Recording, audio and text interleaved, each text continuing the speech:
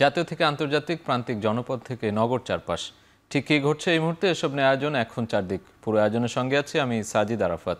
শিক্ষার্থীদের আন্দোলনের মুখে দায়িত্ব থেকে অব্যাহতি দেয়া হলো বরিশাল বিশ্ববিদ্যালয়ের ভিসি সুচিতা শারমিন সহ প্রভিসি ও ট্রেজারারকে।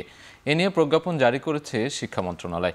প্রজ্ঞাপনে লেখা হয়, মহামান্য রাষ্ট্রপতি ও চ্যান্সেলরের অনুমতিক্রমে এর সিদ্ধান্ত নেওয়া হয়েছে। এই খবরে ক্যাম্পাস জুড়ে আনন্দ মিছিল করছেন আন্দোলনকারী শিক্ষার্থীরা। তারা বলছেন তাদের দীর্ঘদিনের দাবি পূরণ হয়েছে। নতুন ভিসি হিসেবে নিয়োগ দেওয়া হয়েছে রাজশাহী বিশ্ববিদ্যালয়ের ফলিত রসায়ন ও কেমি কৌশল বিভাগের অধ্যাপক ডক্টর মোহাম্মদ মামুনুর রশিদকে।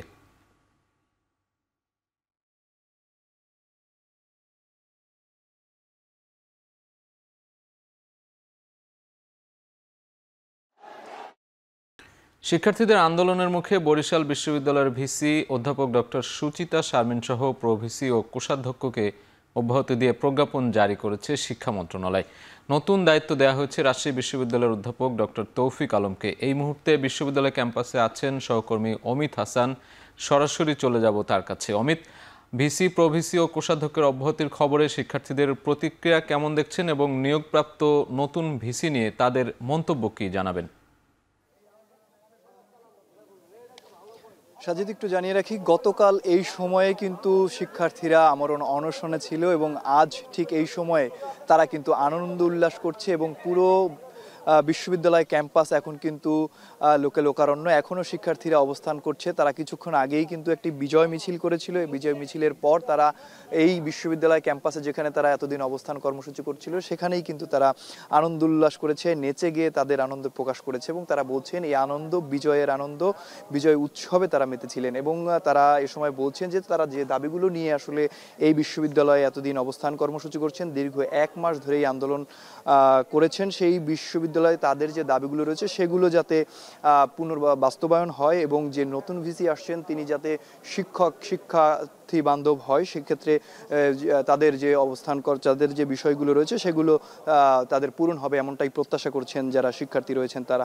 এবং আরেকটু জানিয়ে রাখি যে বরিশাল বিশ্ববিদ্যালয়ের ভিসি অধ্যাপক ডক্টর সুচিতা শারমিন, প্রভিসি অধ্যাপক গোলাম রব্বানী এবং ট্রেজারার অধ্যাপক ডক্টর মামুনুর রশিদকে অপসারণ করা হয়েছে। এবং সেই খবরটি যখন আসলে বিশ্ববিদ্যালয়ে ছড়িয়ে পড়ে তখন থেকেই কিন্তু তারা আনন্দ উল্লাস করছেন এবং বিভিন্নভাবে কিন্তু তারা উদযাপন করছেন। এবং আমরা দেখেছি যে খবরটি শোনার পরই যারা শিক্ষক রয়েছেন, কর্মচারী রয়েছেন, তারাও শিক্ষার্থীদের সাথে কিন্তু একদম বিশ্ববিদ্যালয়ের সামনে অবস্থান করেন এবং আনন্দ মেতে ওঠেন, ছবি তোলেন, মিষ্টি বিতরণ করেন, বিভিন্ন ধরনের কাজের মধ্য দিয়ে কিন্তু তারা এই আনন্দটি উদযাপন করেন। এবং তারা বলছেন, শিক্ষকরাও বলছেন যে আসলে নতুন যিনি ভিসি আসছেন তিনি তাদের যে কার্যক্রমগুলো রয়েছে সেগুলো যাতে খুব সুন্দরভাবে বাস্তবায়ন করতে পারে, সেক্ষেত্রে সকলের সহযোগিতা প্রয়োজন এবং সকলকে সহযোগিতা করার আহ্বান জানিয়েছেন। এবং শিক্ষার্থীদের আগামীকালকেই কিন্তু ক্লাসরুমে ফিরে যাওয়ার একটি আমন্ত্রণও তিনি জানিয়েছেন এবং কামনা করছেন যে আগামীকালকের মধ্যেই সবাই আসলে ক্লাসরুমে ফিরে যাবে এবং আগের মতোই যে বিশ্ববিদ্যালয়ের কার্যক্রম রয়েছে সেগুলো আবার পুনরায় চালু হবে। এবং আর একটু জানিয়ে রাখি যে শিক্ষার্থীরা তাদের যে আমরণ অনশন ছিল এবং বিকেলে তাদের যে ব্লকেট কর্মসূচি ছিল সেগুলো কিন্তু তারা করেছে এবং ঠিক রাতেই কিন্তু তারা খবরটি পায় যে ভিসি অপসারণ করা হয়েছে ভিসিকে, এবং তার পরপরই কিন্তু আনন্দ উল্লাসে মেতে ওঠে বরিশাল বিশ্ববিদ্যালয় শিক্ষার্থীরা। তো বরিশাল বিশ্ববিদ্যালয় থেকে এই ছিল আমার কাছে সর্বশেষ। সাজিদ। বরিশাল বিশ্ববিদ্যালয় থেকে সরাসরি যুক্ত ছিলেন সহকর্মী অমিত হাসান। 2 যুগ আগে রমনা বটমূলে পয়লা বৈশাখের অনুষ্ঠানে বোমা হামলার ঘটনায় হত্যা মামলায় 9 আসামিকে 10 বছরের কারাদণ্ড ও 2 আসামিকে যাবজ্জীবন দণ্ড দেওয়া হয়েছে। হুজি নেতা মুফতি হান্নান সহ 3 আসামি মারা যাওয়ায় তাদের বাদ দেওয়া হয়েছে। রায়ের পর্যবেক্ষণে হাইকোর্ট বলেন, বর্ষবরণে বোমা হামলা ছিল মুক্ত চিন্তার উপর আঘাত। মঙ্গলবার আসামিদের ডেথ রেফারেন্স ও জেল আপিল নিষ্পত্তি করে বিচারপতি মোস্তফা জামান ইসলাম ও বিচারপতি নাসরিন আক্তারের হাইকোর্ট বেঞ্চ রায় দেন। রায়ে মাওলানা তাজউদ্দিন ও জুয়েলকে যাবজ্জীবন কারাদণ্ড দেন। এছাড়া 9 আসামির মৃত্যুদণ্ড ও যাবজ্জীবন সাজা কমিয়ে 10 বছরের কারাদণ্ড দেন। এদিকে সাজার বিরুদ্ধে আপিল করার কথা জানিয়েছে রাষ্ট্রপক্ষ। এ ঘটনায় করা হত্যা মামলায় 2014 সালের 23 জুন ঢাকার দ্বিতীয় অতিরিক্ত মহানগর দায়রা জজ রুহুল আমিন রায় দেন। রায়ে মুফতি হান্নান সহ 8 জনের মৃত্যুদণ্ড এবং 6 জনের যাবজ্জীবন কারাদণ্ড দেয়া হয়। 2001 সালের 14 এপ্রিল রমনা বটমূলে পহেলা বৈশাখের অনুষ্ঠানে বোমা হামলার ঘটনায় মারা যান 10 জন। এই হত্যাকাণ্ডটি এগেইনস্ট হিউম্যানিটির একটি ঘটনা। এটি মানবিক যে মূল্যবোধ, মানবিক যে চেতনা, তার বিরুদ্ধে একটি হত্যাকাণ্ড। এই হত্যাকাণ্ডের দৃষ্টান্তমূলক শাস্তি হওয়া প্রয়োজন। আদালত তার অবজারভেশনেও বলেছেন যে এটি একটি মানবিকতার বিরুদ্ধে হত্যাকাণ্ড এবং ক্রাইম। আমাদের আইন কানুনের সামান্য নলেজ অনুযায়ী আমরা মনে করি হাইকোর্টের এই রায়টি সঠিক হয় নাই। হয়তো লিগ্যাল এভিডেন্স না পেয়ে মাননীয় হাইকোর্ট বিভাগ নৈতিকভাবে সাজা দিয়েছেন, আইনের দৃষ্টিকোণ থেকে সাক্ষ্য প্রমাণের ভিত্তিতে নয়। মাগুরার শিশুকন্যা আছিয়াকে হত্যা ও ধর্ষণ মামলার রায়ের জন্য 17 মে দিন ধার্য করেছেন আদালত। মঙ্গলবার সকাল 11টার দিকে যুক্তিতর্ক উপস্থাপন শেষে নারী ও শিশু নির্যাতন দমন ট্রাইব্যুনালের বিচারক এম জাহিদ হাসানের আদালত রায়ের দিন ধার্য করেন। রাষ্ট্রপক্ষের আইনজীবী মনিরুল ইসলাম মুকুল জানান, সোমবার মামলাটির যুক্তিতর্ক উপস্থাপন করা হয়, তবে সেদিন পরিপূর্ণ উপস্থাপন না হওয়ায় আজ ফের যুক্তিতর্ক তুলে ধরেন রাষ্ট্র ও আসামি পক্ষের আইনজীবীরা। এর আগে গেল 13 এপ্রিল আদালতে চার্জশিট জমা দেন মামলার তদন্ত কর্মকর্তা। এরপর 23 এপ্রিল চার্জ গঠনের মধ্য দিয়ে মামলাটির বিচার কাজ শুরু হয়। সেই হিসেবে বিচার শুরুর মাত্র 25 দিনের মাথায় রায় ঘোষণা হতে যাচ্ছে। গেল 6 মার্চ বোনের শ্বশুর বাড়িতে বেড়াতে গিয়ে ধর্ষণের শিকার হয় আছিয়া। পরে 13 মার্চ রাজধানীর সম্মিলিত সামরিক হাসপাতালে চিকিৎসাধীন অবস্থায় তার মৃত্যু হয়। দুর্নীতি মামলায় 3 বছরের সাজার বিরুদ্ধে হাইকোর্টে আপিল করেছেন তারেক রহমানের স্ত্রী ডাক্তার জুবাইদা রহমান। আপিল করার জন্য ডাক্তার জুবাইদাকে 587 দিনের বিলম্ব মার্জনা করেছেন হাইকোর্ট। মঙ্গলবার বিচারপতি খসরুজ্জামানের একক বেঞ্চে এই আবেদন করা হয়েছে বলে জানিয়েছেন জুবাইদা রহমানের আইনজীবী ব্যারিস্টার কায়সার কামাল। এর আগে 2023 সালের আগস্টে জ্ঞাত আয় বহির্ভূত সম্পদ অর্জনে বিএনপির ভারপ্রাপ্ত চেয়ারম্যান তারেক রহমানের 9 বছর ও তার স্ত্রী ডাক্তার জুবাইদা রহমানের 3 বছরের কারাদণ্ড দিয়েছিলেন আদালত। জ্ঞাত আয় বহির্ভূত সম্পদ অর্জনের অভিযোগে 2007 সালের 26 সেপ্টেম্বর রাজধানীর কাফরুল থানায় মামলাটি করে দুদক। বৈষম্য বিরোধী ছাত্র আন্দোলনে মিরপুর থানার সাগর হত্যা মামলায় সাবেক এমপি ও কণ্ঠশিল্পী মমতাজ বেগমের 4 দিনের রিমান্ড মঞ্জুর করেছেন আদালত। মঙ্গলবার দুপুর 2:17 মমতাজকে আদালতে আনা হয়। এ সময় তাকে সিএমএম আদালতের হাজতখানায় রাখা হয়। শুনানির সময় তাকে ঢাকা মেট্রোপলিটন ম্যাজিস্ট্রেট মোহাম্মদ জুয়েল রানার আদালতে তোলা হয়। এদিন মামলার তদন্তকারী কর্মকর্তা মিরপুর মডেল থানার উপপরিদর্শক মনিরুল ইসলাম তাকে 7 দিনের রিমান্ড চেয়ে আবেদন করেন। রাষ্ট্রপক্ষে ঢাকা মহানগর দায়রা জজ আদালতের পাবলিক প্রসিকিউটর ওমর ফারুক ফারুকি রিমান্ডের পক্ষে শুনানি করেন। উভয় পক্ষের শুনানি শেষে আদালত তার এই রিমান্ড মঞ্জুর করেন। মঙ্গলবার রাত 12:15 রাজধানীর ধানমন্ডি থেকে তাকে গ্রেপ্তার করা হয়। মানবিক করিডোরের নামে বাংলাদেশকে নিয়ে ভূ রাজনৈতিক ষড়যন্ত্র হচ্ছে বলে মন্তব্য করেন বিএনপি স্থায়ী কমিটির সদস্য আমির খসরু মাহমুদ চৌধুরী। মঙ্গলবার সকালে জাতীয় প্রেস ক্লাবে ডাক্তার জাফরুল্লাহ চৌধুরীর তৃতীয় মৃত্যুবার্ষিকী উপলক্ষে স্মরণ সভায় এ মন্তব্য করেন তিনি। আমির খসরু বলেন, দেশের মানুষের মালিকানা ফিরিয়ে দিতে হলে নির্বাচনের মাধ্যমে গণতন্ত্র ফিরিয়ে আনতে হবে। নির্বাচনী গণতন্ত্রের বাহক। এ সময় তিনি আরও বলেন, বিনিয়োগ নিয়ে দেশে সার্কাস দেখানো হচ্ছে। দেশে বিনিয়োগ কমে গেলেও ফুলিয়ে ফাঁপিয়ে বিনিয়োগের স্বর্গরাজ্য দেখানো হচ্ছে বলেও মন্তব্য করেন তিনি। নির্বাচিত সরকার ছাড়া দেশের অর্থনীতি ঘুরে দাঁড়ানো সম্ভব নয় বলেও মন্তব্য করেন বিএনপি নেতা আমির খসরু। আন্তর্জাতিক ভূ রাজনৈতিক যে একটা ষড়যন্ত্র বাংলাদেশকে নিয়ে হচ্ছে, এটা নিশ্চয়ই আপনারা বুঝতে পারছেন না। একটি অনির্বাচিত সরকার, তারা নিজেরা সিদ্ধান্ত নিচ্ছে, তারা কথা বলে যাচ্ছে। বাংলাদেশের কোনো রাজনীতি ব্যক্তিত্ব জানে না, সিভিল সোসাইটির কেউ জানে না। তাহলে এটা কার এজেন্ডা? এর পিছনে কি বাংলাদেশকে কি আমরা কি আবার একটা গাজায় পরিণত করতে চাই? দেশকে এগিয়ে নিতে অনির্বাচিত নয়, নির্বাচিত সরকার দরকার বলে মন্তব্য করেছেন বিএনপির স্থায়ী কমিটির সদস্য হাফিজ উদ্দিন আহমেদ। অন্যদিকে ভারত বাংলাদেশকে পূর্ব কাশ্মীরে পরিণত করতে চায় বলে মন্তব্য করেন বিএনপির জ্যেষ্ঠ যুগ্ম মহাসচিব অ্যাডভোকেট রুহুল কবির রিজভী।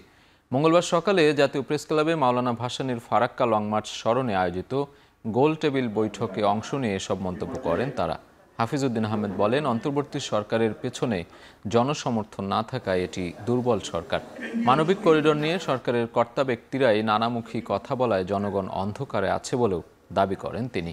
অনুষ্ঠানে রুহুল কবির রিজভী বলেন, তিস্তায় পানি নিয়ে আগ্রাসন ভারতের ঐতিহাসিক আধিপত্যবাদের অংশ। ফারাক্কা দেশকে ভয়াবহ প্রাকৃতিক বিপর্যয়ের মুখে ফেলবে বলেও শঙ্কা প্রকাশ করেন তিনি। স্থায়ী কমিটির সদস্য অন্তর্বর্তীকালীন সরকার মানে দুর্বল সরকার, কারণ এদের পিছনে তো কোনো জনসমর্থন নাই। আমাদের দল থেকে, বিভিন্ন রাজনৈতিক দল থেকে বারবার বলা হয়েছে যে একটা নির্বাচন দেন, আমরা যাতে করে বাংলাদেশের জনগণের দাবি সমূহ তুলে ধরতে পারি আন্তর্জাতিক অঙ্গনে, জাতীয় অঙ্গনে। কিন্তু এখন পর্যন্ত তাদের কাছ থেকে যে বলিষ্ঠ ভূমিকা আমরা আশা করি, এখন পর্যন্ত ততটা পাইনি। তবুও আশা করব আগামী দিনগুলোতে পানি আগ্রাসনের বিরুদ্ধে বর্তমান প্রফেসর ইউনূসের সরকার বলিষ্ঠ ভূমিকা রাখবেন বলে আমরা আশা করি। ৭২-এর পর থেকে ভারতের আগ্রাসনী রূপকে তাত্ত্বিক যে অভিধায়, মানে এটাকে অভিহিত করেছেন, এরা তো সবাই বামপন্থী ছিল। মৌলানা হামিদ খান ভাসানী প্রথম শুরু করলেন ভারতীয় সেনাবাহিনী কবে প্রত্যাহার করছো শেখ মুজিব, তুমি সেটা তারিখ ঘোষণা করো। তারপরে প্রত্যাহার হয়েছে। এরপরে দেওয়াল লিখন থেকে প্রত্যেকটা জায়গায় আমরা দেখেছি ভাসানী ন্যাপ, সিরাজ শিকদারের সর্বহারা পার্টি, হক তোহা সাহেবের সাম্যবাদী দল, মতিন আলাউদ্দিন সাহেবের পূর্ব বাংলা কমিউনিস্ট পার্টি, এমনকি জাসদ, যাদের দেওয়াল লিখনে কোথাও ভারতীয় আধিপত্যবাদ সম্প্রসারণবাদের বিরুদ্ধে বক্তব্য লেখা ছাড়া অন্য কোনো লেখা আমি দেখিনি। ৭১কে পাশ কাটানোর সুযোগ নেই, বরং ৭১কে ভিত্তিমূল ধরেই ২৪-এর অভ্যুত্থান হয়েছে বলে মন্তব্য করেছেন জাতীয় নাগরিক পার্টির মুখ্য সমন্বয়ক নাসির উদ্দিন পাটোয়ারি।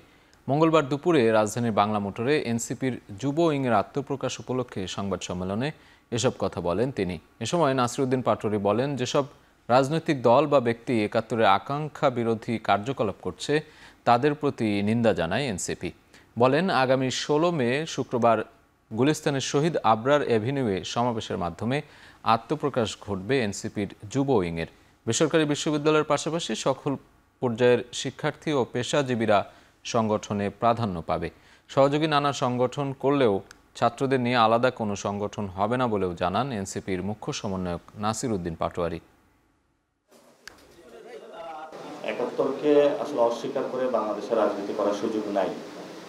৭১ আমাদের ভিত্তিমূল, আমরা ২৪-এ সেটা রিক্লেইম করেছি এবং এই ভিত্তিমূল আমাদের থাকতে হবে। যুব সংগঠনের মূল একটা ফোকাসিং জায়গা হবে প্রাইভেট সেক্টর এবং প্রাইভেট ইউনিভার্সিটি। প্রয়োজনীয় সংস্কারের বাইরে অন্য যে কোনো সংস্কার করতে গেলে সুষ্ঠু নির্বাচন ব্যাহত হতে পারে বলে শঙ্কা প্রকাশ করেছেন বাংলাদেশের কমিউনিস্ট পার্টি সিপিবির সাধারণ সম্পাদক রুহিন হোসেন প্রিন্স। মঙ্গলবার সকালে জাতীয় সংসদ ভবনের এলডি হলে জাতীয় ঐক্যমত্য কমিশনের সঙ্গে বৈঠকের শুরুতে প্রিন্স বলেন, তারা ঐক্যমত্যে পৌঁছাতে চান, তবে আন্দোলনে অনেক জটিলতা তৈরি হওয়ায় কাজটি কঠিন বলে উল্লেখ করেন তিনি। আর জাতীয় সনদ তৈরির মধ্য দিয়ে ভবিষ্যতের বাংলাদেশের পথরেখা নির্ধারণের লক্ষ্যে ঐক্যমত্য কমিশন কাজ করছে বলে জানান কমিশনের সহসভাপতি আলী রিয়াজ। দেশের নাগরিকদের অধিকার প্রতিষ্ঠা করে গণতন্ত্র প্রতিষ্ঠা করতে আলোচনার মাধ্যমে এই প্রচেষ্টা অব্যাহত থাকবে বলে জানান তিনি। ঐক্যমত্য কমিশনের পক্ষ থেকে আমাদের লক্ষ্য হচ্ছে একটি জাতীয় সনদ, যাতে করে আমরা ভবিষ্যতের বাংলাদেশের পথরেখা কীরকম হবে তার একটা ধারণা পেতে পারি, তার একটা অগ্রযাত্রার পথ চিহ্নিত করতে পারি। সেই লক্ষ্যকে সামনে রেখেই আমরা অগ্রসর হওয়ার চেষ্টা করছি। আমরা বারবার বলে এসেছি যে অন্তর্বর্তীকালীন সরকার রুটিন কাজের বাইরে যদি অনেক বড় কাজে হাত দিয়ে দেয় তাহলে তার জন্য এটা কঠিন হয়ে যাবে, এবং এই কঠিন কাজ করতে যেয়ে অনেক সময় এমন কতকগুলো বিতর্কের সম্মুখীন হতে পারে, তার যে অন্যতম যে কাজ, যে একটা সুষ্ঠু গ্রহণযোগ্য নির্বাচন উপহার দেওয়া, সেইটাও কিন্তু সংকটে পড়তে পারে। জুলাই আহত ও শহীদ পরিবারগুলোর পুনর্বাসনের রোডম্যাপ ৩ কর্মদিবসের মধ্যে ঘোষণা। জুলাই যোদ্ধা সুরক্ষা আইন দ্রুত কার্যকর। ৩০ কর্মদিবসের মধ্যেই জুলাই সনদ ঘোষণাসহ অন্তর্বর্তী সরকারের কাছে ৬ দফা দাবিতে সংবাদ সম্মেলন করেছে জুলাই অভ্যুত্থানে আহতদের সংগঠন ওয়ারিয়র্স অব জুলাই। মঙ্গলবার সকালে জুলাই শহীদ স্মৃতি ফাউন্ডেশনের সামনে এসব দাবি তুলে ধরেন সংগঠনটির সদস্য সচিব সালমান হোসেন। নির্ধারিত সময়ে দাবি মেনে নেওয়া না হলে কঠোর আন্দোলনের হুঁশিয়ারি দেয় সংগঠনটি। আহতদেরকে উন্নত চিকিৎসার জন্য চিকিৎসকরা বিদেশ পাঠানোর জন্য ইতিমধ্যে রেফার করেছে। তাদেরকে কোনো রকম হয়রানি না করে দ্রুত সময়ের মধ্যে বিদেশ পাঠানোর ব্যবস্থা করতে হবে এবং আহত জুলাই যোদ্ধাদেরকে যে স্বাস্থ্য কার্ড প্রদান করা হয়েছে সেটির সুবিধাগুলো বাস্তবায়নে আগামী 3 কর্মদিবসের মধ্যে সরকারকে সকল কার্যক্রম সম্পন্ন করতে হবে। আওয়ামী লীগের কার্যক্রম নিষিদ্ধ করা হলেও জনগণের পূর্ণ আকাঙ্ক্ষার বাস্তবায়ন হয়নি। আওয়ামী লীগের বিচার নিশ্চিতের পাশাপাশি দল হিসেবে নিষিদ্ধের দাবি জানিয়েছে জুলাই ঐক্য। সকালে ঢাকা বিশ্ববিদ্যালয়ের মধুর ক্যান্টিনে জুলাই ঐক্যের উদ্যোগে সংবাদ সম্মেলনে এ দাবি তুলে ধরা হয়। জুলাই ঐক্যের নেতৃবৃন্দ বলেন, ছাত্র জনতার মূল দাবি ছিল আওয়ামী লীগের পাশাপাশি সকল সহযোগী রাজনৈতিক, সামাজিক ও সাংস্কৃতিক সংগঠনকে নিষিদ্ধ করা। শুধু তাই নয়, গত 15.5 বছরের দুঃশাসনের সহযাত্রী হিসেবে কাজ করে 14 দল এবং জাতীয় পার্টির বিরুদ্ধেও ব্যবস্থা নেয়ার দাবি জানান তারা। বলেন, এসব দল নিষিদ্ধ এবং নিবন্ধন বাতিল করে বিচারের আওতায় আনতে হবে।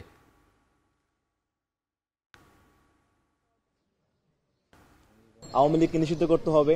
আওয়ামী লীগকে একটি সন্ত্রাসী দল হিসেবে আওয়ামী লীগ এবং তার সমস্ত সহযোগী সংগঠন, সমস্ত ভ্রাতৃপ্রতিম সংগঠন যা যা আছে এর সাথে রিলেটেড সবাইকে নিষিদ্ধ করতে হবে।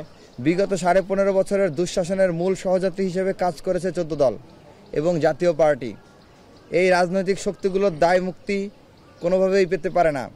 আমরা এসব দলের নিবন্ধন বাতিল এবং বিচারের আওতায় নিয়ে আসার দাবি জানাই। গভর্নমেন্ট যেহেতু 30 দিন কার্য দিবসের মধ্যে জুলাই ঘোষণাপত্র দেওয়ার একটা অঙ্গীকার করেছে, আমরা এটা আশ্বস্ত এবং আশাবাদী। সেই সাথে আমরা বলতে চাই যে আমরা একটা ডেমো তাদের কাছে প্রপোজ করতে চাই। বাংলাদেশে আওয়ামী লীগের কার্যক্রম নিষিদ্ধের ঘটনায় উদ্বেগ জানিয়েছে নয়াদিল্লি। পাশাপাশি দ্রুততম সময়ের মধ্যে অবাধ ও সুষ্ঠু নির্বাচন দেওয়ার বিষয়ে জোর দিয়েছে ভারতের পররাষ্ট্র মন্ত্রণালয়। মঙ্গলবার সাংবাদিকদের প্রশ্নের জবাবে পররাষ্ট্র দপ্তরের মুখপাত্র রণধীর জয়সওয়াল আরও ইঙ্গিত করেন, একটি দলের কার্যক্রম বাতিলের আগে যে পদ্ধতি অনুসরণ করা উচিত আওয়ামী লীগের ক্ষেত্রে তা মানা হয়নি। এছাড়া গণতান্ত্রিক অধিকার রক্ষার প্রশ্নে ভারত সবসময় সোচ্চার থেকেছে বলে উল্লেখ করেন তিনি। On the Awami League without due process is a concerning development. As a democracy, India is naturally concerned at curtailment of democratic freedoms and shrinking political space. NBR বিলুপ্ত হয়নি, বরং এর কাজ সহজ করতে 2 ভাগে ভাগ করা হয়েছে বলে দাবি করেছেন অর্থ উপদেষ্টা সালেউদ্দিন আহমেদ। সচিবালয়ে সরকারি ক্রয় সংক্রান্ত বৈঠক শেষে সাংবাদিকদের এই কথা বলেন তিনি। অর্থ উপদেষ্টা বলেন, নীতি ও বাস্তবায়ন একই বিভাগ করলে জটিলতা বাড়ে। কোনো প্রভাবটা আমরা এই পর্যন্ত যেটা অলরেডি কিন্তু রাজস্ব আদায় গতবারের তুলনায় 2% কিন্তু বেশি হয়েছে, খুব হতাশাব্যঞ্জক না। আমি আরও এক্সপেক্ট করছি অ্যাটলিস্ট গতবারের চেয়ে কম তো হবে না, যে বলে 2% গ্রোথ। আর মোটামুটি আমরা বাজেটটাকে তো আমরা একটু বাস্তবায়ন করব, একটু বিরাট একটা গ্যাপ নিয়ে আর করব না। এনবিআর বিলুপ্ত করে রাজস্ব খাতকে 2টি আলাদা বিভাগে ভাগ করে অধ্যাদেশ জারির প্রতিবাদে আগামী 3 দিনের কলম বিরতি পালনের ঘোষণা দিল এনবিআর সংস্কার ঐক্য পরিষদ। মঙ্গলবার বিকেলে রাজধানীর আগারগাঁওয়ে এনবিআর ভবনের সামনে অবস্থান কর্মসূচি থেকে এই ঘোষণা দেন বিভিন্ন দপ্তরের কর্মকর্তা কর্মচারীদের নিয়ে গঠিত এই সংগঠন। অবস্থান কর্মসূচি থেকে বলা হয়, আগামী 14 মে বুধবার সকাল 9টা থেকে দুপুর 1টা পর্যন্ত এবং 15 ও 17 মে বৃহস্পতিবার ও শনিবার সকাল 9টা থেকে বিকেল 3টা পর্যন্ত এনবিআরের সকল দপ্তরে এই কলম বিরতি পালন করা হবে। তবে আন্তর্জাতিক যাত্রী সেবা, রপ্তানি ও বাজেট কার্যক্রম কলম বিরতির আওতামুক্ত থাকবে। কাস্টমস এবং ট্যাক্সের সার্ভিসের যত আছে সার্ভিসের সাথে আপনারা জানেন যেটা সারা দেশের প্রতিনিধিত্ব করে এখানে জমায়েত হয়েছে, তাদের কারোরই চাওয়া বা ইচ্ছার প্রতিফলন যাতে কিনা দেশের রাজস্ব কাঠামো কি মজবুত ভিত্তি তৈরি হয় তার প্রতিফলন ঘটেনি। আগামী 14 মে বুধবার সকাল 10টা থেকে দুপুর 1টা পর্যন্ত, আগামী 15 মে বৃহস্পতিবার সকাল 10টা থেকে দুপুর 3টা পর্যন্ত এবং আগামী 17 মে শনিবার সকাল 10টা থেকে 3টা পর্যন্ত সকল স্তরের কর্মকর্তা কর্মচারী কলম বিরতি পালন করবে। প্রধান উপদেষ্টার আসন্ন জাপান সফরে দুদেশের দ্বিপাক্ষিক বিষয়গুলো প্রাধান্য পাবে। ব্যবসা বাণিজ্য ও বিনিয়োগের বিষয়ে কথা হবে বলে জানিয়েছেন ঢাকায় নিযুক্ত জাপানের রাষ্ট্রদূত সাইদা সিনিচি। মঙ্গলবার গণমাধ্যমের সঙ্গে আলাপকালে বাংলাদেশের দ্বিতীয় ও তৃতীয় মেট্রো রেল লাইন করার বিষয়ে জাপানের আগ্রহের কথা জানান তিনি। I personally believe is the fact that Japan has been, since your independence, your faithful development partner and also the business partner. So despite of any ups and downs here in this country, Japan has been continuously, taken the same position. But as a kind of we want to be your reliable partner. So that will be the key message. বিনিয়োগ পরিবেশ উন্নয়ন সংক্রান্ত বিষয়ে রাজনৈতিক দলের সাথে মত বিনিময় করেছে বাংলাদেশ বিনিয়োগ উন্নয়ন কর্তৃপক্ষ বিডা। মঙ্গলবার দুপুরে রাজধানীর আগারগাঁওয়ে বিডা কার্যালয়ে এই সভা অনুষ্ঠিত হয়। বিডার নির্বাহী চেয়ারম্যান আশিক চৌধুরীর সভাপতিত্বে সভায় যোগ দেন জামায়াতে ইসলামী, এনসিপি, এবি পার্টি, গণসংহতি আন্দোলন, গণ অধিকার পরিষদ সহ 17টি রাজনৈতিক দল। দেশে টেকসই বিনিয়োগ পরিবেশ নিশ্চিত করতে নীতিগত ধারাবাহিকতা, সংস্কার সহ বিভিন্ন বিষয়ে রাজনৈতিক দলের পরামর্শ ও সুপারিশ গ্রহণ করে বিডা।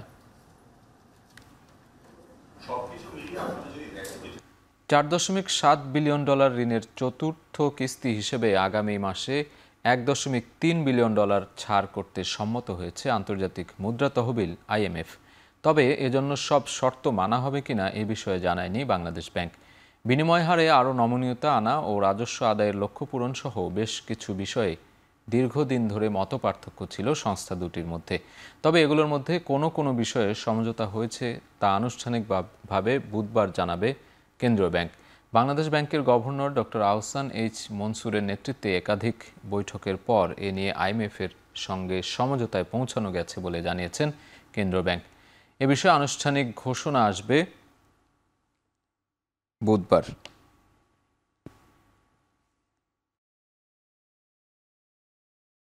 চট্টগ্রামের জলাবদ্ধতার জন্য আগের মেয়র ও CDA চেয়ারম্যানরা দায়ী বলে অভিযোগ করেছেন বিদ্যুৎ, জ্বালানি ও খনিজ সম্পদ মন্ত্রণালয়ের উপদেষ্টা ফাউজুল কবির খান। মঙ্গলবার সকালে চট্টগ্রামের বাকলিয়ায় বিরজা খাল খনন ও পরিষ্কার পরিচ্ছন্নতা কার্যক্রমের অগ্রগতি পরিদর্শন শেষে এ মন্তব্য করেন তিনি।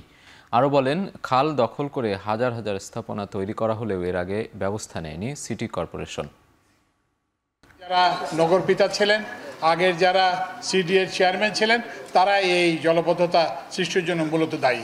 আমি আগে যখন এসেছিলাম প্রথম দেখছিলাম যে খালের উপরে সব বাড়ি ছিল এবং এমনকি CDA-রও বাড়ি ছিল।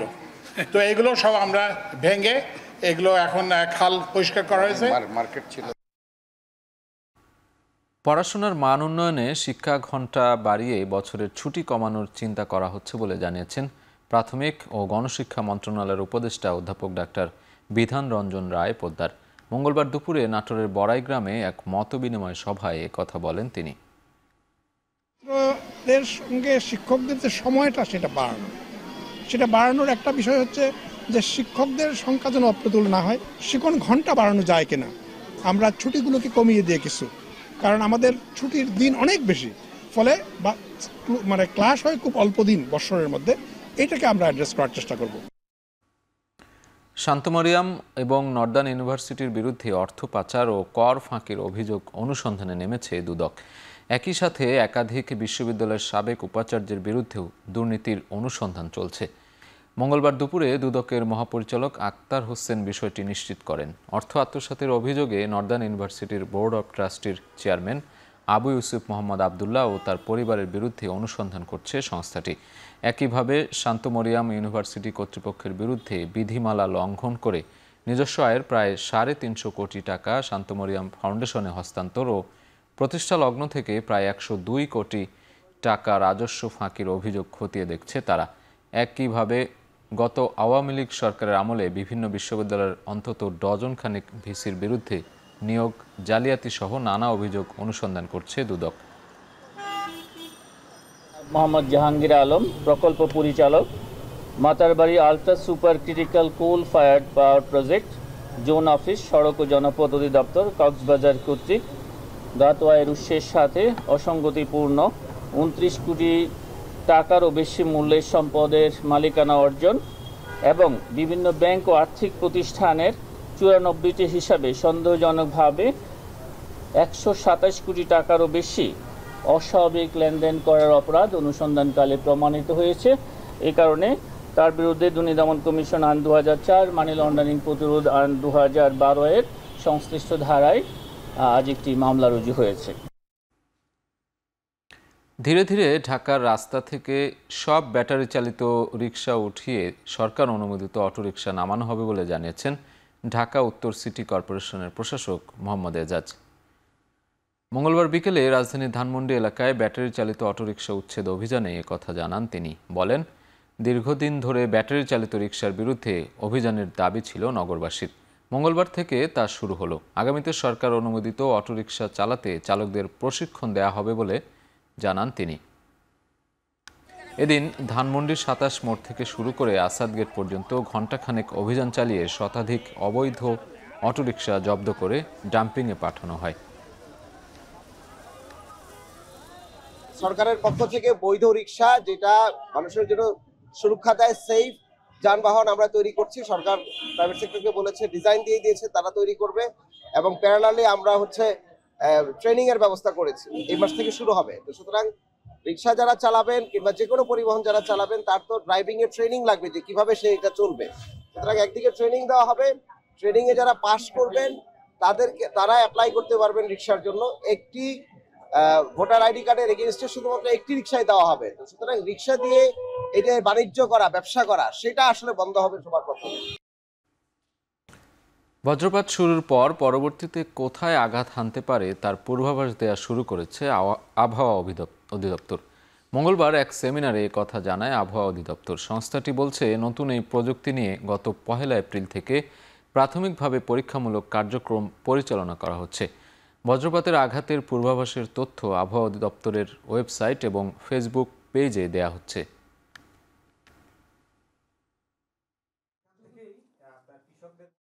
আগামী 2025-26 অর্থবছরে ক্ষুদ্র উদ্যোক্তাদের জন্য 500 কোটি টাকা বরাদ্দ চেয়েছে এসএমই ফাউন্ডেশন। মঙ্গলবার ইকোনমিক রিপোর্টার্স ফোরাম আয়োজিত এক কর্মশালায় কথা জানায় সংস্থাটি। অনুষ্ঠানে ফাউন্ডেশনের চেয়ারম্যান জানান, বিগত 4 বছরের বাজেটে এসএমই খাতের জন্য বেশ কিছু প্রস্তাব করা হলেও কোনো বরাদ্দ বা সহায়তা রাখা হয়নি। আগামী বাজেটে 100টিরও বেশি প্রস্তাব করা হয়েছে ক্ষুদ্র উদ্যোক্তাদের জন্য। সেই সাথে বর্তমানে এসএমই খাতের ব্যবসায়ীদের জন্য যে 300 কোটি টাকার ঋণ তহবিল রয়েছে, সেখানে আরও 500 কোটি টাকা দেওয়ার প্রস্তাব করা হয়েছে। প্রস্তাবনাগুলোর অনুমোদন ও সহায়তা পাওয়া গেলে আগামীতে এ খাতে ভালোভাবে ঘুরে দাঁড়াবে বলে জানান তিনি। বলেন, এসএমই খাতের উন্নয়ন ও কর্মসংস্থান বাড়াতে বাজেটে সুনির্দিষ্ট অর্থ বরাদ্দের দাবি তুলছেন উদ্যোক্তারা। বিএনপি কেন্দ্রীয় কার্যালয়ের সামনে ছাত্রদলের কেন্দ্রীয় কমিটি পূর্ণাঙ্গের দাবিতে পদবঞ্চিত নেতাকর্মীরা মিছিল করেছে। মঙ্গলবার বিকেলে নয়াপল্টনে ইসলামী ব্যাংক হাসপাতাল থেকে মিছিল শুরু করে নাইটেঙ্গেল মোড় ঘুরে দলটির কার্যালয়ের সামনে জড়ো হন তারা। মিছিল শেষে পদবঞ্চিত নেতাকর্মীদের বিভিন্ন দাবি তুলে ধরেন গণমাধ্যমে। এ সময় তারা বলেন, বিগত সময়গুলোতে অসংখ্যবার হামলা মামলার শিকার হয়েও দলীয় পদ না পেয়ে সামাজিকভাবে হেয় প্রতিপন্ন হচ্ছেন। ছাত্রদলের আংশিক কমিটিতে জায়গা না পেয়ে দলটির নীতি নির্ধারকদের সঙ্গে বারবার যোগাযোগ করলেও কোনো সমাধান পাননি। তারা বলেন, ধৈর্যের বাঁধ ভেঙে পদবঞ্চিতরা মিছিল বের করেন। এ সময় পদবঞ্চিতদের মূল্যায়ন করে বিএনপির ভারপ্রাপ্ত চেয়ারম্যান তারেক রহমানকে পূর্ণাঙ্গ কমিটি দেবার অনুরোধ জানান বঞ্চিত নেতাকর্মীরা। তথ্য উপদেষ্টা মাহফুজ আলমের ফেসবুক স্ট্যাটাস তার নেয়া শপথের সঙ্গে সাংঘর্ষিক বলে মন্তব্য করেছেন ছাত্র শিবিরের কেন্দ্রীয় সভাপতি জাহিদুর রহমান। মঙ্গলবার দুপুরে ঢাকা কলেজে শিবিরের ঐতিহাসিক কোরআন দিবস উপলক্ষে এক আলোচনা সভা শেষে সাংবাদিকদের এ কথা বলেন, গোলাম আজমের বাংলা নামে যে স্লোগান নিয়ে বিতর্ক সৃষ্টি হয়েছে, সেটি কে বা কারা দিয়েছে সেটি খুঁজে বের করুন। এসব করে ঐক্যে ফাটল ধরানো যাবে না বলেও মনে করেন তিনি। অনুষ্ঠানে অংশগ্রহণকারী সকল শিক্ষার্থীর হাতে বাংলা অনুবাদ সহ একটি করে কোরআন শরীফ তুলে দেয় ছাত্র শিবির। মনে করি এবং বাংলাদেশে যারা সচেতন তারা মনে করে এটি ওনার শপথের সাথে সাংঘর্ষিক কাজ করেছেন এই কাজটি তিনি করতে পারেন এবং তার সেই স্ট্যাটাসকে কেন্দ্র করে মূলত বিতর্কের সূত্রপাত এবং বাংলাদেশে এই বিতর্কের প্রেক্ষিতে যাই কিছু ঘটুক সব কিছুর দায় ওনাকে নিতে হবে। রাজনীতি করতে চাইলে তথ্য উপদেষ্টা মাহফুজ আলমকে পদত্যাগ করে জনগণের কাতারে এসে দাঁড়ানোর দাবি তুলেছে বাংলাদেশ পলিটিক্যাল থিঙ্কার্স নামে একটি পেশাজীবী সংগঠন। মঙ্গলবার বিকেলে রাজধানীর জাতীয় প্রেস ক্লাবের সামনে মানববন্ধন করে সংগঠনটি একথা জানায়। এ সময় তারা অভিযোগ করেন তথ্য উপদেষ্টার সামাজিক যোগাযোগ মাধ্যমে দেয়া পোস্ট বিভেদ তৈরি করছে। মানববন্ধনে তথ্য উপদেষ্টার স্ট্যাটাসে সরকারের ভাবমূর্তি নষ্ট হচ্ছে বলে অভিযোগ করেন তারা। মাহফুজ আলম প্রথম থেকেই তিনি সকালে একরকম স্ট্যাটাস, দুপুরে একরকম স্ট্যাটাস, রাতে আরেকরকম স্ট্যাটাস দেন। শপথের একজন লোক হিসেবে উনি রাজনৈতিক বক্তব্য দিয়ে শপথ লঙ্ঘন করেছে বলে আমরা মনে করি। তিনি যদি রাজনীতি করতে চান পদত্যাগ করুন, জনগণের কাতারে এসে দাঁড়ান, কথা বলেন, আপনার ওপিনিয়ন দেন, সবাই শ্রদ্ধা করে গ্রহণ করবে। ভারতের গুজরাট থেকে তুলে এনে সুন্দরবনের নদী পথে ফেলে দেওয়া 78 জনের মধ্যে 75 জন বাংলাদেশিকে স্বজনদের কাছে হস্তান্তর করা হয়েছে। জন্মসূত্রে ভারতীয় বলে দাবি করা বাকি 3 জনকে পাঠানো হয়েছে কারাগারে। মঙ্গলবার সকাল 11টায় সাতক্ষীরার শ্যামনগর থানায় বাংলাদেশ কোস্টগার্ডের সংবাদ সম্মেলনে এসব তথ্য নিশ্চিত করা হয়। কোস্টগার্ড পশ্চিম জোনের কর্মকর্তা জানান, সুন্দরবনের মান্দারবাড়িয়া সীমান্ত এলাকা থেকে এসব ব্যক্তিদের উদ্ধার করা হয়। তারা বিভিন্ন সময়ে ভারতে গিয়ে গুজরাটের বিভিন্ন শহর ও বস্তিতে বসবাস করতেন। তাদের বসবাসের স্থান ঘুরিয়ে দেওয়ার পর চোখ বেঁধে নির্যাতন করে বিমান ও জাহাজে করে বাংলাদেশ সীমান্তে ফেলে যাওয়া হয়। উদ্ধারকৃত 75 জনের মধ্যে 67 জনের বাড়ি নড়াইলে, বাকিরা বিভিন্ন জেলার বাসিন্দা। সংবাদ সম্মেলন শেষে তাদের পুলিশ ও কোস্টগার্ডের সহায়তায় স্বজনদের কাছে হস্তান্তর করা হয়। জাহাজ এবং বোট অতি দ্রুত ঘটনাস্থলে প্রেরণ করা হয়। জুলাই আন্দোলনে গুলিবিদ্ধ হয়ে গুরুতর আহত যশোরের যুবক এনাম সিদ্দিকীর সম্পূর্ণ চিকিৎসার দায়িত্ব নিয়েছেন বিএনপির ভারপ্রাপ্ত চেয়ারম্যান তারেক রহমান। মঙ্গলবার দুপুরে দলটির ভাইস চেয়ারম্যান অধ্যাপক নার্গিস বেগম ও সাংগঠনিক সম্পাদক অনিন্দ ইসলাম অমিত আহত এনামের বাড়ি গিয়ে এই বার্তা পৌঁছে দেন। এ সময় তারেক রহমানের পক্ষ থেকে এনামের পরিবারের হাতে আর্থিক অনুদান তুলে দেওয়া হয়। এ সময় সহায়তা পেয়ে সন্তোষ প্রকাশ করেন এনাম ও তার পরিবার। আহত এনাম জানান, গত 4 আগস্ট উত্তরায় পুলিশ তার মাথায় গুলি করে। এরপর থেকে চিকিৎসা নিচ্ছিলেন তিনি। পরিবারের পক্ষ থেকে ঢাকায় রেখে চিকিৎসা সম্ভব হচ্ছিল না বলে যশোরে ফিরে এসেছেন তিনি।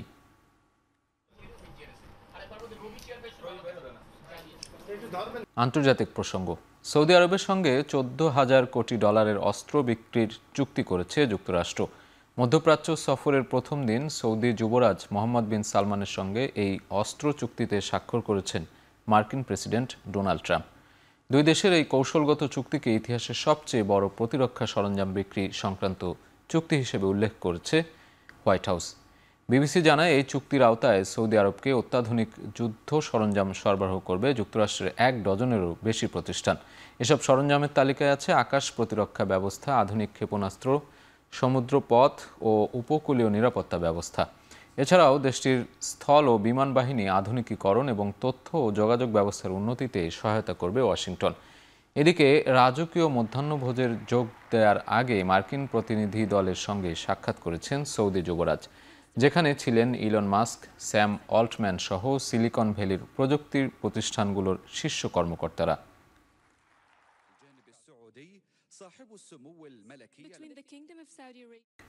ভারত পাকিস্তান যুদ্ধে বড় ধরনের পারমাণবিক হামলা হওয়ার শঙ্কা ছিল, যেখানে কয়েক লাখ মানুষের প্রাণহানির হতে পারত। এক সংবাদ সম্মেলনে এ দাবি করেন মার্কিন প্রেসিডেন্ট ডোনাল্ড ট্রাম্প। তাই পাক ভারত যুদ্ধবিরতি কার্যকরে মার্কিন ভাইস প্রেসিডেন্ট জেডি ভ্যান্স ও পররাষ্ট্রমন্ত্রী মার্কো রুবিওকে অসংখ্য ধন্যবাদ জানান তিনি। যুদ্ধবিরতির পর অনেকটা স্বাভাবিক হয়েছে ভারত ও পাকিস্তানের সীমান্তবর্তী রাজ্যগুলো। খুলতে শুরু করেছে দোকানপাট ও ব্যবসা প্রতিষ্ঠান। যদিও ভারতের জম্মু কাশ্মীরের শ্রীনগর, পাঞ্জাবের চণ্ডীগড় ও অমৃতসর সহ মোট 7টি শহরে ফ্লাইট বাতিলের ঘোষণা দিয়েছে ভারতীয় বোয়িং, ইন্ডিগো ও এয়ার ইন্ডিয়া।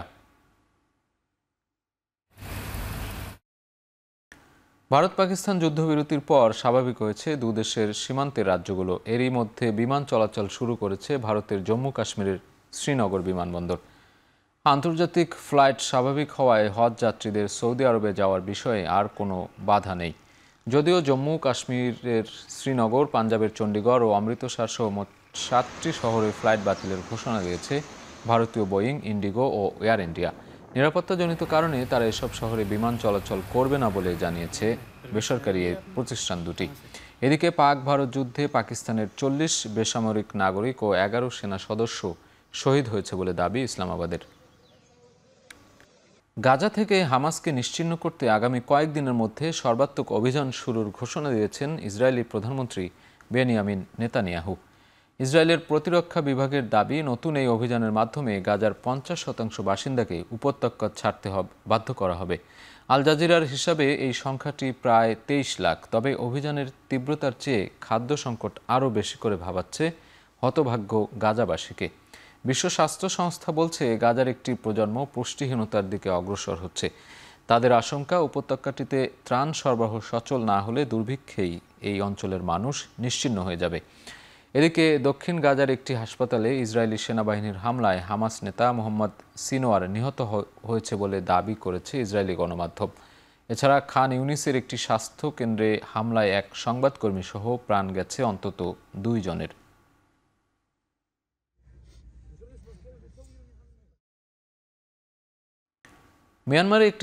মিয়ানমারে একটি স্কুলে জান্তা সরকারের বিমান হামলায় 20 শিক্ষার্থী ও 2 শিক্ষক সহ 22 জন নিহত।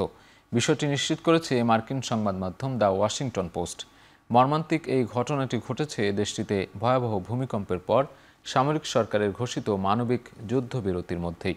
স্থানীয়রা জানান, সোমবার সকাল 10টার দিকে সাগাইং অঞ্চলের ওয়েথেন কুইন গ্রামে এই হামলা চালানো হয়। গ্রামটি 28 মার্চের ভূমিকম্পের কেন্দ্রস্থল থেকে প্রায় 100 কিলোমিটার উত্তর পশ্চিমে অবস্থিত। অবশ্য এ ঘটনার বিষয়ে জান্তার কোনো মুখপাত্রের মন্তব্য পাওয়া যায়নি।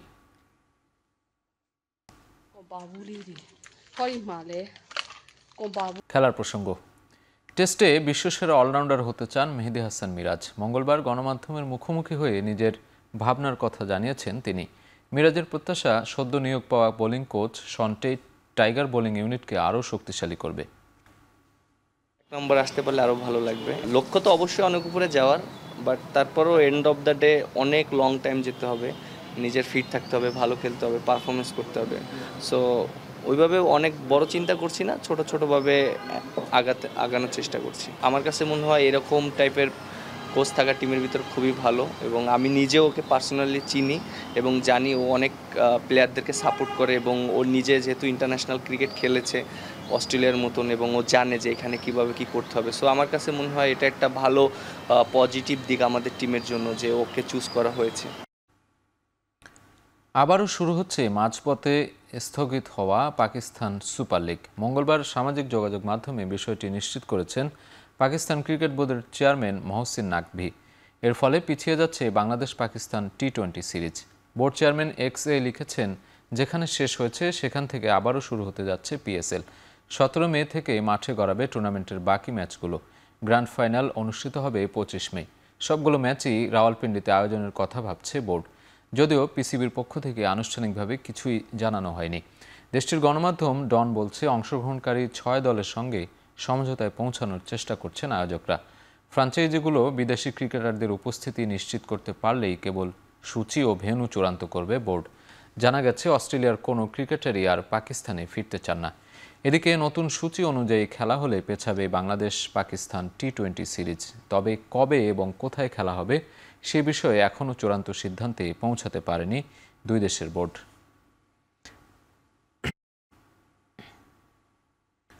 পাকিস্তানের ওয়ানডে ও টি-20 দলের কোচ হিসেবে নিয়োগ পেয়েছেন মাইক হেসন। অন্তর্বর্তীকালীন কোচ আকিব জাভেদের স্থলাভিষিক্ত হলেন Hesson.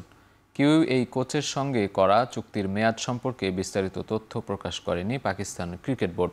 PCB chairman Mohsin Naqvi নতুন কোচ নিয়ে আশাবাদী। তিনি বলেন, মাইক তার সাথে আন্তর্জাতিক ক্রিকেটের বিস্তর অভিজ্ঞতা নিয়ে আসছেন। আমরা তার কোচিংয়ে সাদা বলে পাকিস্তানের আরও উন্নতি দেখতে চাই। 2003 সালে আর্জেন্টিনার ক্রিকেট দলের কোচ হিসেবে আন্তর্জাতিক ক্যারিয়ার শুরু করেন হেসন। এরপর কেনিয়ার দায়িত্ব পালন করেন তিনি। 2012-তে নিউজিল্যান্ড দলের দায়িত্ব নিয়ে দলকে বদলে দেন এই কিউই। তার কোচিংয়ে প্রথমবার বিশ্বকাপ ফাইনাল খেলে কিউইরা। আইপিএল ঘুরে চলতি পিএসএলে ইসলামাবাদ ইউনাইটেডসের কোচ হিসেবে দায়িত্ব পালন করছেন হেসন। 17 মে বেঙ্গালুরুতে রয়্যাল চ্যালেঞ্জার্স বেঙ্গালুরু ও কলকাতা নাইট রাইডার্সের মধ্যকার ম্যাচ দিয়ে শুরু হচ্ছে স্থগিত আইপিএলের বাকি অংশ। ভারত পাকিস্তানের মধ্যকার সামরিক সংঘাতের পর গত সপ্তাহের বৃহস্পতিবার স্থগিত করা হয়েছিল আইপিএলের খেলা। এক সপ্তাহের বেশি বন্ধ থাকার পর ফের মাঠে গড়াচ্ছে এবারের আইপিএল। চেন্নাই, হায়দ্রাবাদ কিংবা ধর্মশালায় কোনো ম্যাচ রাখা হয়নি। বাকি ম্যাচগুলো অনুষ্ঠিত হবে বেঙ্গালুরু, জয়পুর, দিল্লি, লখনৌ, মুম্বাই ও আহমেদাবাদে। পাঞ্জাব তাদের 2 হোম ম্যাচ খেলবে জয়পুরে গিয়ে। বিরতির পর আইপিএলে মোট 17টি ম্যাচ অনুষ্ঠিত হবে। প্লে অফের ভেন্যু পরে জানাবে বিসিসিআই। 29 মে হবে প্রথম কোয়ালিফায়ার, 30 মে এলিমিনেটর, দ্বিতীয় কোয়ালিফায়ার 1 জুন এবং ফাইনাল অনুষ্ঠিত হবে 3 জুন। টেস্ট চ্যাম্পিয়নশিপ ফাইনাল ও ওয়েস্ট ইন্ডিজের বিপক্ষে টেস্ট সিরিজের জন্য 15 সদস্যের দল ঘোষণা করেছে ক্রিকেট অস্ট্রেলিয়া। প্রায় 1 মাস আগে দল ঘোষণা করল অজি বোর্ড। 1 বছরেরও বেশি সময় পর টেস্ট দলে ফিরেছেন ক্যামেরন গ্রিন। ইনজুরির কারণে চ্যাম্পিয়ন্স ট্রফিতে খেলতে না পারা নিয়মিত অধিনায়ক প্যাট কামিন্স ও পেসার জশ হ্যাজেলউডও ফিরেছেন দলে। ঘোষিত স্কোয়াডে আছেন Steve Smith, Scott Boland, Alex Carey, Travis Head, Josh Inglis, Usman Khawaja, Sam Konstas, Matthew Kuhnemann, Marnus Labuschagne, Nathan Lyon, Mitchell Starc ও বিউ ওয়েবস্টার। 11 জুন লর্ডসে শুরু হবে টেস্ট চ্যাম্পিয়নশিপের ফাইনাল। শিরোপা ধরে রাখার লক্ষ্যে দক্ষিণ আফ্রিকার মুখোমুখি হবে অজিরা। এরপর ওয়েস্ট ইন্ডিজের বিপক্ষে 3 ম্যাচের টেস্ট সিরিজ খেলবে কামিন্সের দল। এল ক্লাসিকোয় চোট পেয়ে দল থেকে ছিটকে গেলেন রিয়াল ফরওয়ার্ড ভিনিসিয়াস জুনিয়র ও ডিফেন্ডার লুকাস ভাস্কেস। বার্সেলোনার মাঠে রোববার লা লিগায় 4-3 গোলে হারা ম্যাচে চোট পান এই দুজন। পরীক্ষার পর বিবৃতিতে রিয়াল মাদ্রিদ জানায়, ভিনিসিয়াসের বাঁ অ্যাঙ্কেল মচকে গেছে আর ভাস্কেস বাঁ উরুর পেশির চোটে ভুগছেন। প্রায় 2 সপ্তাহ মাঠের বাইরে থাকতে হবে তাদের। 1 সপ্তাহ থেকে 10 দিনের মতো বাইরে থাকতে হতে পারে ভাস্কেসকে। বুধবার মায়োর্কার মুখোমুখি হবে রিয়াল মাদ্রিদ। চোট ও নিষেধাজ্ঞা মিলিয়ে মূল দলের 9 জন খেলোয়াড়কে এই ম্যাচে পাবেন না কোচ কার্লো আলচেলত্তি।